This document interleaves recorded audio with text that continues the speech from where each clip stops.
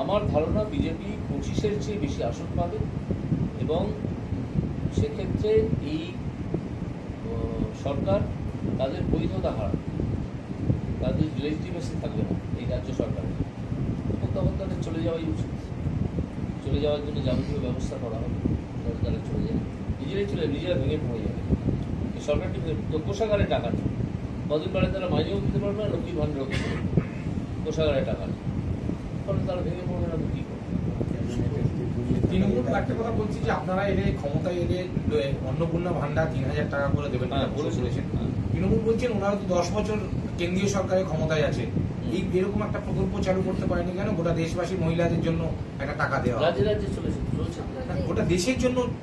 গোটা দেশের জন্য কেন্দ্রীয় সরকারের কি করার দরকার আছে? যখন রাজ্যে রাজ্যেই তো চলছে। এবার যে রাজ্য সরকার মনে করবে যে তাদের অধিবাসীদের হাতে সরাসরি টাকা পৌঁছে দেওয়া দরকার, যেমন রাজস্থান মনে করেছে, মধ্যপ্রদেশ মনে করেছে, আসাম মনে করেছে, আরও কয়েকটি রাজ্য মনে করেছে, তারা তো 3000 টাকা করে দেয়। পশ্চিমবঙ্গে কোষাগারে টাকা আসার আগেই সেই টাকা লুটপাট হয়ে যায়, কোষাগারে টাকা ঢোকে না, ফলে কোষাগারের অবস্থা খারাপ। বিয়ে দেওয়া যায় না, কন্ট্রাকচুয়াল টিচারদের মাইনে বাড়ানো যায় না, অঙ্গনওয়াড়ি কর্মীদের, আশা কর্মীদের মাইনে বাড়ানো যায় না, এসবগুলো করা যায় না। কেন এখানে এত মাইনে কম কেন? এরকম একটা অপমানজনক মাইনেতে শুধু পশ্চিমবঙ্গের মানুষই কাজ করতে পারে কোনো রকমে দুবেলা দুটি অন্ন জোগানোর জন্য। কারণ পশ্চিমবঙ্গ বহুদিন ধরেই একটা দরিদ্র রাজ্য হিসেবে চিহ্নিত হচ্ছে, যদিও পশ্চিমবঙ্গের পোটেন্সি অনেক অনেক বেশি, অন্য অনেক রাজ্যের চেয়ে অনেক বেশি। এটা সরকার করে দিয়েছে তৃণমূল এবং তার আগে বামফ্রন্ট। এসএসসি কি অন্ধ? এসএসসি বলছে যোগ্য অযোগ্যদের আলাদা তারা করতে পারবে, মানে আবার ভোট বদল করলো।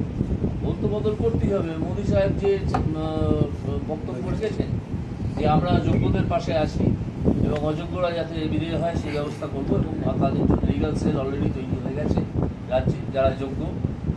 সেই চাপে পড়ে বেড়াল গাছে উঠেছে। বেড়াল তো ছালায় না পড়লে গাছে ওঠে না, তো বেড়াল এখন গাছে উঠেছে, উঠে বলছে যে হ্যাঁ আমরা দিতে পারবো।